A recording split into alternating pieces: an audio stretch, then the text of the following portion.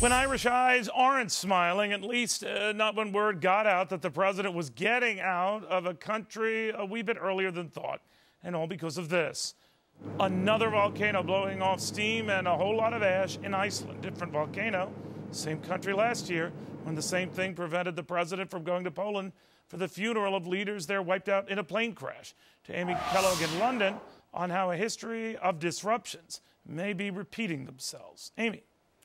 I know, Neil, the experts have been saying that this one won't be as bad as last year's, but listen to this. They've already canceled a lot of flights. Now, KLM, the Dutch carrier, has canceled 16 flights to northern England and Scotland, and also British Airways has canceled quite a few flights between London and Scotland. So why they were saying, Neil, that it's not going to be as bad as last year's crippling volcano is that the particles in this one are bigger, so they should fall to the ground faster and the whole thing should be over and done with.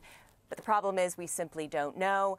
And so I take you back to last year's eruption and subsequent disruptions with some factoids for you. 95,000 flights were canceled last year when the Icelandic ash cloud came this way. Airlines suffered more than $1.5 billion loss.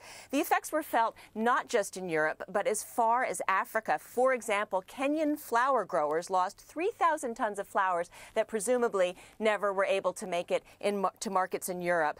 A famous British actor squandered $5,000 on a cab between Oslo and Brussels. People were frantically looking for ways, expensive and inconvenient, to get around and get where they were going. 150,000 tons of CO2 were emitted from the last volcano, but 344,000 tons of CO2 were apparently avoided by all the flights that were canceled. Now, this one has made a mess so far in the area around the Grímsvötn volcano, and now a very concentrated ash cloud is expected to be hovering over Scotland by 6 a.m. local time.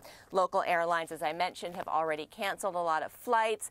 Again, Neil, they're also saying that they've got better technology in order to track these volcanic ash clouds so there won't be just blanket cancellations. We know planes can go through medium to light ash.